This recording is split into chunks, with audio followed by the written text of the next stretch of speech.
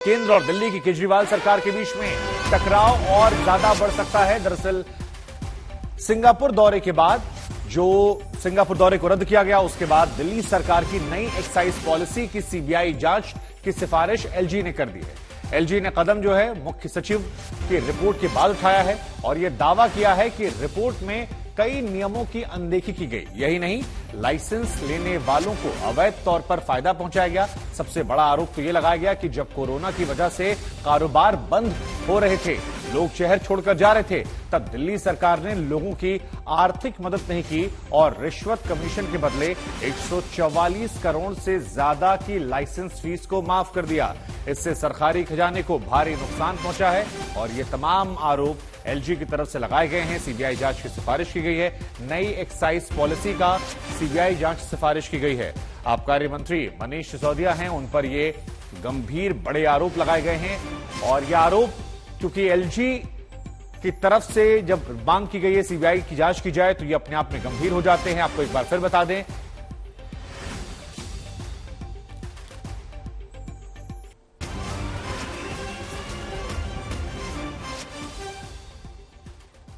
an answer stating that in the last 6 years government of India has collected more than 16 lakh crore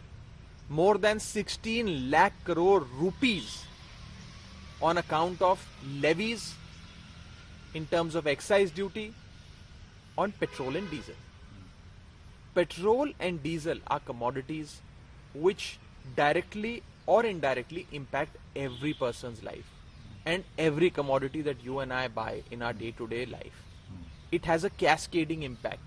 Any increase in petrol and diesel has a cascading impact on inflation, on all commodities. तो आबकारी नीति को लेकर LG ने आरोप लगाया। राघव चड्ढा फिलहाल petrol diesel excise duty के नाम पर सरकार को घेर रहे थे, लेकिन एलजी ने जो कदम उठाया है वो मुख्य सचिव की रिपोर्ट के बाद उठाया है और यह दावा है कि रिपोर्ट में कई नियमों की अनदेखी की गई। यही नहीं, लाइसेंस लेने वालों को अवैध तौर पर फायदा पहुंचाया गया। सबसे बड़ा तो आरोप यह लगाया गया कि कोरोना में लोगों की मदद नहीं की गई, शहर छोड़कर लोग जा रहे थे, तब दिल्ली सरकार लोगों की मदद करने के बजाय रिश्वत और कमीशन के बदले 144 करोड़ से ज्यादा की लाइसेंस फीस को माफ कर रही थी। यह खजाने को नुकसान पहुंचा रहा है। जरा सुनिए, सौरभ भारद्वाज और बीजेपी अब आमने सामने हैं, यानी आम आदमी पार्टी बीजेपी अब आरोप प्रत्यारोप के दौर में इस पर एक दूसरे के खिलाफ बोल रहे हैं। अपने देश के सर्वाधिक जाने जाने वाले और प्रसिद्ध उप मुख्यमंत्री शिक्षा मंत्री मनीष सिसोदिया जी को फंसाने के लिए यह काम किया जा रहा है।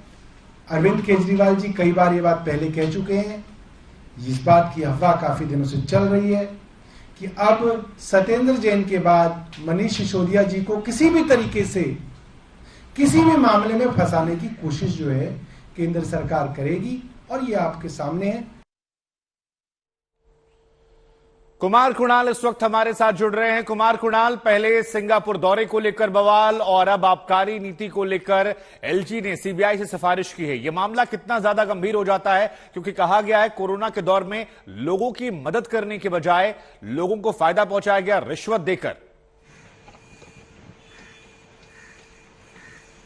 देखिए, बड़ा मामला है शुभंकर बड़ा मामला इसलिए है क्योंकि ये सिर्फ एक तरीके से जो प्रशासनिक गड़बड़ी का मामला नहीं है, जैसा आम आदमी पार्टी भी कह रही है कि एक तरीके से पॉलिटिकल यानी राजनीतिक तौर पर जो बदला लेने का भाव है वो इसमें दिखाई पड़ रहा है। और इसमें सीधे नाम जो मुख्य सचिव की जांच हुई है और उसके आधार पर जो अनुशंसा की है उपराज्यपाल वीके सक्सेना ने, उसमें यह साफ तौर पर दिखाई पड़ रहा है कि जो 145 करोड़ की गड़बड़ी कहा गया है, ये उसमें उस रिपोर्ट में जिक्र है कि वो सीधे सीधे आबकारी मंत्री मनीष सिसोदिया के कहने पर किया गया। तो अगर ये मामला वाकई इस तरीके का है जिस तरीके का आरोप लगाया गया है या जिस तरीके से जो शुरुआती जांच हुई है मुख्य सचिव की उसमें निकल करके आया है, तो मुश्किल है बड़ी मनीष सिसोदिया के लिए, क्योंकि मनीष सिसोदिया नंबर 2 मंत्री हैं सीधे सीधे अरविंद केजरीवाल के बाद और 19 विभाग इस समय खासतौर पर सत्येंद्र जैन जब से गिरफ्तार हुए हैं,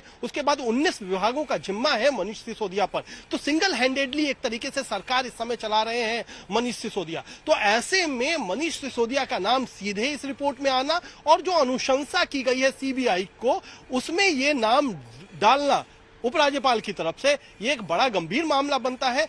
अब इसमें यही बात है कि क्या वाकई जो तमाम चीजें आई हैं, क्या वो सीबीआई के पास भी उसी तरीके से जाएगी, या सीबीआई अगर उसमें जांच करेगी तो क्या उतनी ही गड़बड़ी पाती है, इस पर नजर रहेगी। कुमार, एक बार जरा हमारे दर्शकों के लिए आप ये समझा दीजिए कि जो ये 144 करोड़ का मामला आ रहा है, ये कहा जा रहा है कोरोना में लोगों को राहत नहीं प्रदान किया गया, बल्कि शराब माफियाओं को या लाइसेंस देने के नाम पर उनसे पैसे लिए गए, रिश्वतखोरी हुई और उसके बाद पे ये माफ कर दिया गया। ये पूरा विवाद क्या है, एक बार जरा दर्शकों को समझा दीजिए आप, ताकि उन्हें आसान भाषा में समझ में आ जाए।